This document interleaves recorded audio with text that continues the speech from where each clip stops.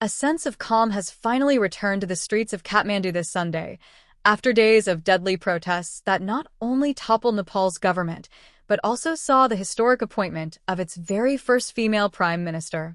According to the latest figures from Nepal's health ministry, at least 72 people have lost their lives and more than 2,100 have been injured, making this Nepal's worst unrest in decades. The demonstrations, largely organized through social media, were driven by deep frustration over corruption and inequality.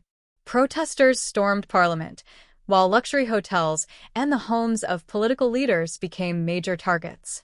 But for Nepal's Gen Z activists like 18-year-old Sajina Gurung, there is now a sense of hope and optimism. She said, "It feels really wonderful. Yes, we have achieved just in 2 days.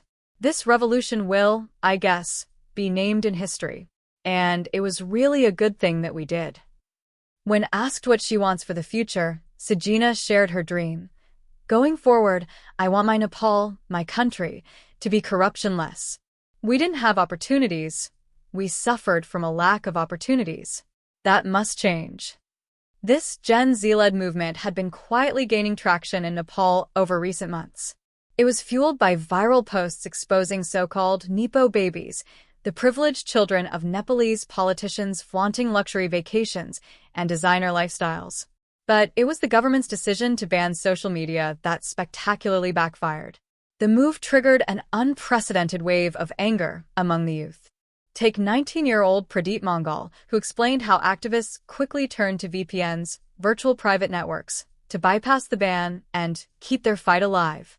At the center of this digital uprising was an unlikely figure, Sudan Garang, a former DJ and founder of a little-known nonprofit called Hami Nepal, or We Are Nepal. Through Instagram and Discord, an app especially popular among gamers, Garang and his team issued calls to action that reached tens of thousands. In fact, Hami Nepal's posts on Discord became so influential, they were even picked up and referenced on national television. As protests grew more violent, the group shifted gears, flagging fake news, sharing verified hospital phone numbers, and coordinating safety measures. Members of Hami Nepal, who requested anonymity for security reasons, say Garang and his fellow leaders are now playing a central role in high-stakes political decisions, including the appointment of Nepal's interim leadership. That leadership will guide the country until new elections scheduled for March 5th. Nepal has entered a new chapter, one shaped by the voices of its youth and the digital tools that turned frustration into revolution. What are your thoughts on Nepal's youth-led uprising?